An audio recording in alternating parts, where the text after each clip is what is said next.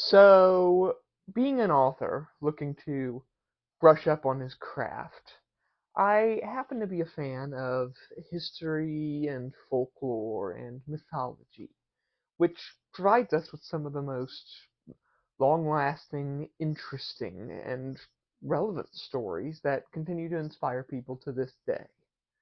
But I'm also a nerd, and I like to talk about obscure things nobody's ever heard of.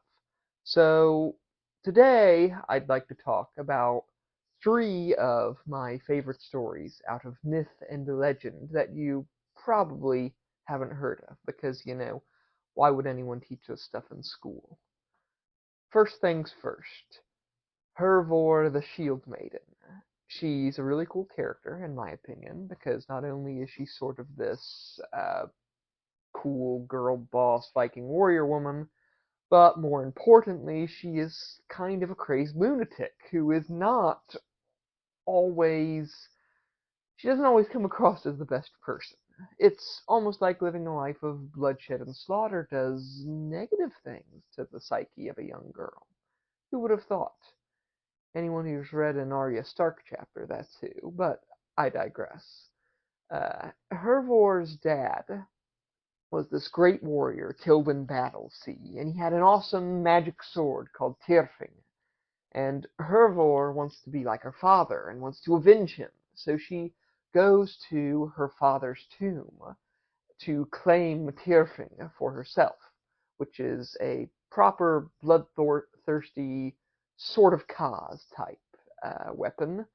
Her father's spirit actually comes forth to face her in the crypt, and he begs her not to take the sword, that it will only bring woe upon her.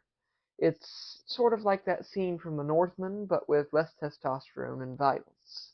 The sword eventually brings its own misfortune upon Hervor, who digs in her heels and takes it despite her father's pleas. This, of course, comes at a terrible cost. Her family and descendants henceforth have their troubles, thanks to the dark magic sword, and so on and so on. But it is her confrontation with the white Draugr wraith version of her father that really takes center stage, in my opinion. It's a fascinating story about greed and vengeance and how best to deal with the departed, and also I'd argue that Tyrfing might very well be a microcosm of the never-ending cycle of violence and revenge, which is something you wouldn't expect Vikings to be all that keen on exploring. It's remarkable stuff in any case, and definitely bears further research. As for number two, in keeping with the theme of traumatized women, I would like to posit the story of Medea from Greek mythology. Now, you've heard about poor Cassandra and the rather horrifying origin of Medusa, that is, the version where she wasn't born a monster, and the various other horrible, horrible things done to women in Greek mythology. But what about a woman who says that all sucks and decides to become a mother-loving supervillain instead? I freaking love Medea because it's like she stepped out of a totally different mythology. One in which women are not only respected, but are given powers by the gods and are meant to be treated right, or else they'll F you up and murder your children. Which, I mean, I'm not sure if that's entirely a good message, but it's better than the usual spiel Greek mythology gives us. I mean, most of those stories make me actually sick. This one makes me wish there was a Robert Eggers movie about it. See, Medea was an enchantress who made the stupid decision to fall in love with Jason. You know, Jason of the goddamn Argonauts. But Jason kinda sucks. Let's get that out of the way right now. Jason compares himself to Theseus, and Medea to Ariadne. Ariadne, who Theseus abandons on an island in the middle of nowhere. A bit of a red flag, if you ask me. Medea is interesting because for this love that she bears toward Jason, she murders a lot of people using powerful magic, including her own flesh and blood. But she loves Jason, and so she does these things, and that love is never truly reciprocated. Jason is wound up in his own quest for power, coming to a head long after the whole Golden Fleece thing, when Jason, much like Theseus before him, abandons Medea, this time for another woman. Medea does the only sensible thing after all the murder she's done on behalf of her man, only to be thrown out like day-old trash. And if you thought the answer was more murders, you'd be correct. In fact, she murders her own children by Jason in a mad sacrifice to the gods, Hecate and all that. She also rides a magic chariot and does some teleporting and enchantments and the whole wazoo of magical powers, and then goes on to become a power mad witch queen type character, abandoning Jason for another man, among other things. Guys, I know what you're thinking. Female Doctor Doom. No? Just me?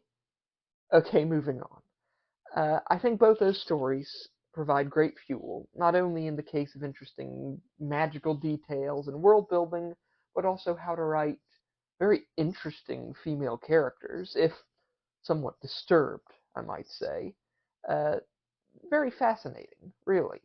And I guess speaking of disturbed characters and magic and world building, do you mind if I talk about Sir Gawain and the Green Knight for a moment? Because I love that story. Sir Gawain was a knight of the Round Table, and in the older versions of Arthurian myth, he's just kind of around and sort of a jerk.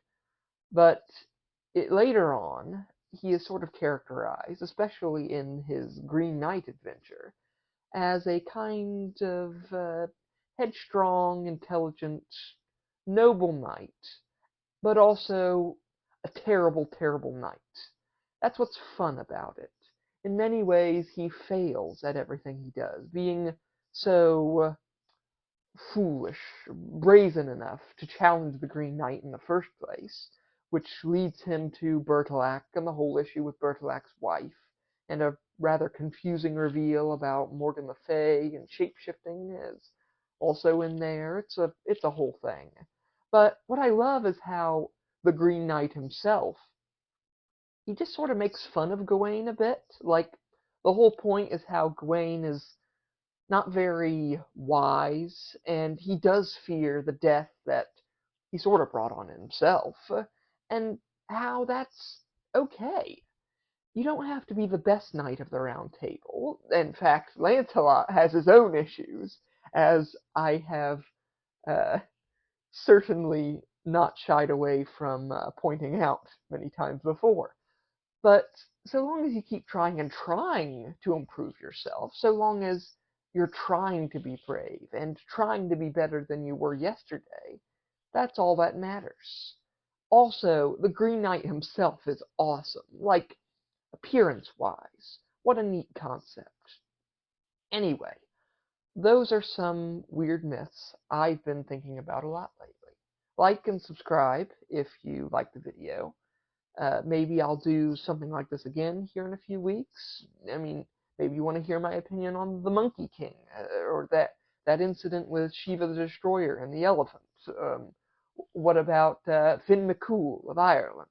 Eh? Eh? Apparently, I have opinions on these things. Until next time, bye. Also, Godspeed to Jim Ward, who authored the incredible old D&D book, Deities and Demigods, which actually got me thinking about all this stuff in the first place. May you rest in peace in whatever afterlife you wind up in.